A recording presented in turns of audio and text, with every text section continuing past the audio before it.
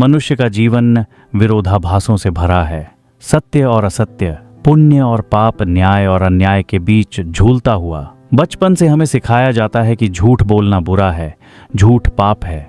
किंतु जब जीवन के जटिल मोड़ों पर सत्य किसी की मृत्यु का कारण बन सकता है और झूठ किसी की जिंदगी बचाने का माध्यम बन जाए, तब यह प्रश्न उठता है, क्या हर झूठ पाप है, या फिर किसी झूठ की आत्मा में भी सत्य की करुणा छिपी हो सकती है।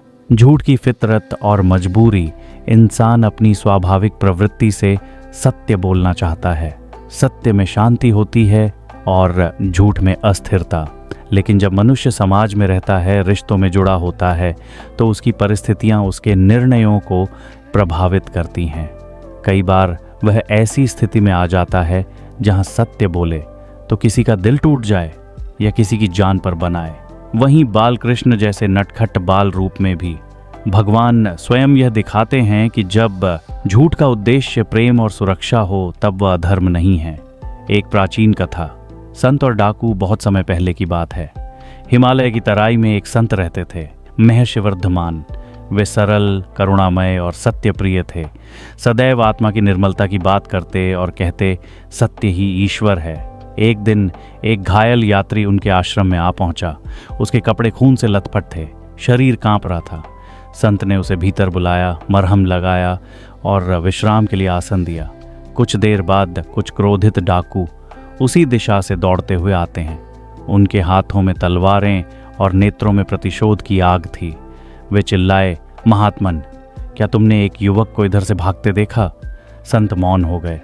सत्य बोलते तो निर्दोष की मृत्यु निश्चित थी, झूठ बोलते तो अपने उपदेश का विरोध हो जाता। क्षण भर के लिए उन्होंने मन बंद किया और आत्मा की गहराई में उतरकर ईश्वर से पूछा, प्रभु क्या करूं? तभी भीतर से एक आवाज आई, जहां करुणा हो वहीं सत्य है। संत ने डाकुओं से कहा, जिसे तुम मृत्यु देना चाहते हो वह यहाँ नहीं है। डाकू निराश होकर चले गए और उस युवक ने बाद में आकर उनके चरणों में गिरकर आभार प्रकट किया। कई वर्षों बाद वही युवक एक राजा बना, न्यायी, संवेदनशील और धर्मपरायण। उसने उस संत की स्मृति में सत्य करुणालय नामक एक स्थान बनाया, जहां यह वाक्य अंकित हुआ, सत्य वही है जो प्राणों को रक्षित करे, न कि जो उन्हें नष्ट करे।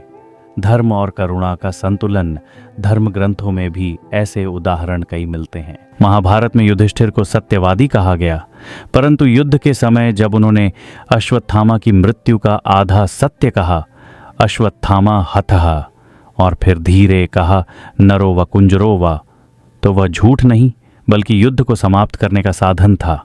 वह झूठ नहीं था, वह करुणा थी, क्योंकि उस क्षण सत्य का पालन करने से लाखों लोगों का अनर्थ होता। सत्य का अर्थ केवल तथ्यों की घोषणा नहीं है, सत्य का अर्थ वह भी है जो धर्म की रक्षा करे।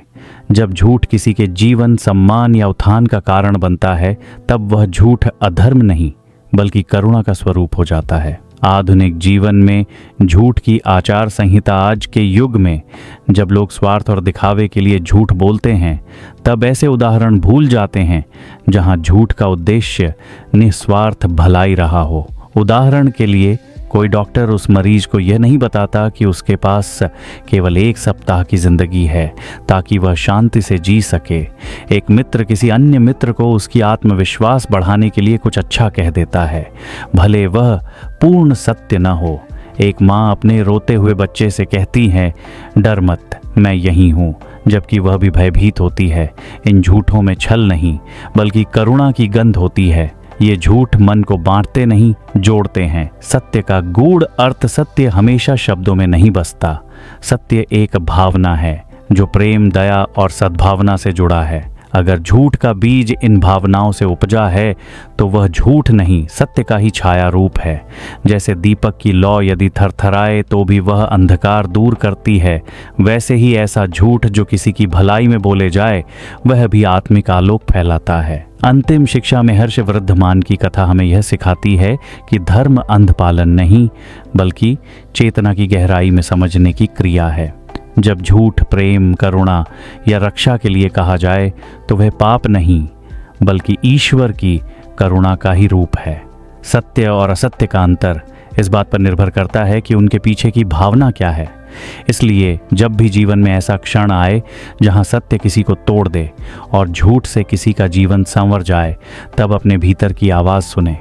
वही आवाज़ बताएगी कि कौन सा झूठ सही है और कौन सा सत्य अधार्मिक, क्योंकि अंततः झूठ वही पाप होता है जिसमें करुणा का अभाव हो, और वह झूठ जो किसी का जीवन, विश्वास और सम्मान बचाए, वह स्वयं में एक पवित्र सत्य है। मित्रों, अगर आप लोगों को मेरी यह वीडियो पसंद आई तो मेरे इस चैनल को सब्सक्राइब कर बेल बटन को जरूर दबा दें, ताकि आगे जब भी मैं कोई वीडियो अपलोड करूं तो आपको इसकी सूचना मिल जाए।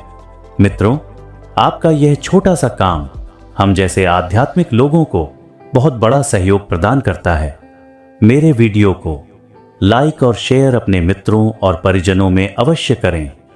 धन्यवाद। मिलता हूं अपने अगले वीडियो में आप लोगों के लिए और बहुत सारी आध्यात्मिक और अति आवश्यक तथ्यपूर्ण वीडियो के साथ। नमस्कार।